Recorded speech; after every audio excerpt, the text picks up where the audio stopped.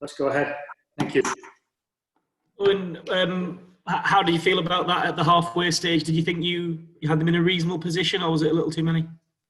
No, certainly a reasonable position. We thought in and around par, maybe below par. I thought we had an okay day with the ball. Probably the best part of it was taking early wickets and having Australia 100 and whatever for 5. And with an opportunity to continue to take wickets, which we didn't. But that wasn't the losing of the game. I think getting to that position was brilliant. You know, they're top heavy with their batting, all their experience and all the weighted runs is right at the top. But you have to give credit to Marsh and Maxwell to establish the partnership and got things going for them. And then was it the case that did Australia really grab the initiative in that power play? I mean, it's not. I can't remember the last time a team of yours was 20 odd after 10 overs with 2 wickets down. Yeah, they were outstanding. They're incredibly accurate. They got the ball moving. They took every chance that came their way. And obviously Josh Hazlewood in particular has had a day out. But I can't remember an instance like that. I remember we were 5 down for 8 runs at Adelaide once, 20 for 5 at Lords once over the last 4 years. So it's not often that it happens. And I think you have to recognise very good bowling when it happens. And I think that was the case today. Okay, thanks, Rory. Dean, please. Yeah, hi, Eoin. Look, I know that you've talked in the past about needing to take wickets up front and that being a kind of challenge for your team, and you managed to do that today. And I know it's only one game, but was there a sense of missing the middle overs from Liam Plunkett, who has always found that knack of breaking partnerships, which obviously you weren't able to do with the Marsh and Maxwell partnership? Yeah, he's obviously a fantastic player who's not been involved since the World Cup. But we feel at the moment that, you know, given the nature of the wicket and particularly when Adil hasn't bowled a lot and we need 1 wicket to sort of get into their bowlers, that we were in a reasonable position. Does it just kind of show how, no matter how kind of good you are and the need for progress, the need to kind of keep finding people to take on these roles going forward? Oh, absolutely. I think more so, you know, you look at the 2 sides bowling lineups, they're probably 2 of the best in the world alongside India.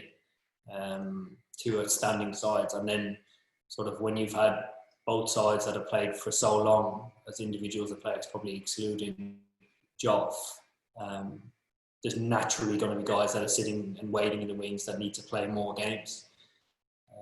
So there's going to be a drop-off in standard and skill level. Cheers, Dean. John, please. I'll take one more after that. How do you think Sam Billings played tonight?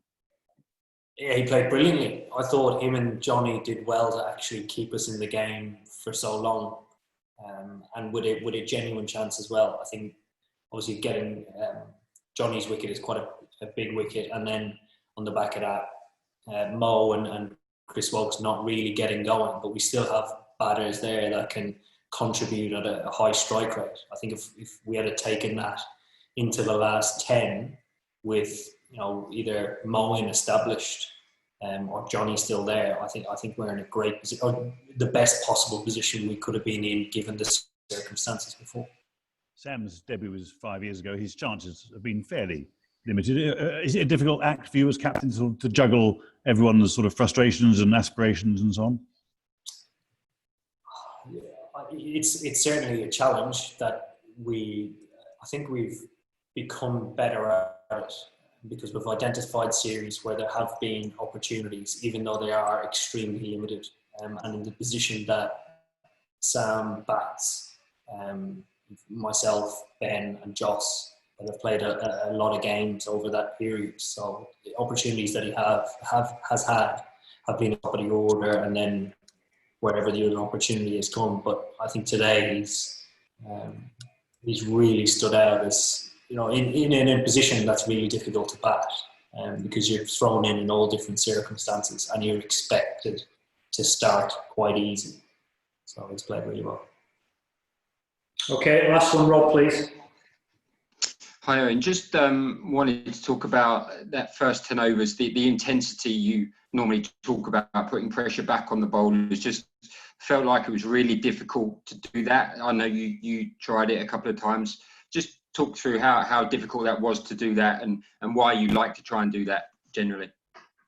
Yeah, we like to do that because it sets the tone for our batting, and in historic, well, you go back over the course of the last 4 years, the best time to bat has either been in the first 10 or the last 10, because they're the highest scoring areas, and particularly the first 10, if you can get on top of position early with only 2 men allowed outside of the inner ring, it's extremely challenging to play against guys like Rohit Sharma, like 2 guys, Warner and Finch. We have Roy and Bairstow, very commanding guys at the top, and that's the trend that has been set because we were building up to a home World Cup. Now that we're building into a World Cup in India, and the wicket played as we thought it would, with no sun being around, a bit slower, took a little bit of spin, and that's a really good practice for us because it's our biggest area we need to improve on, is on slow wickets that turn. Okay, thanks everyone. Thank Have a you, good guys. evening. Cheers. Thank you.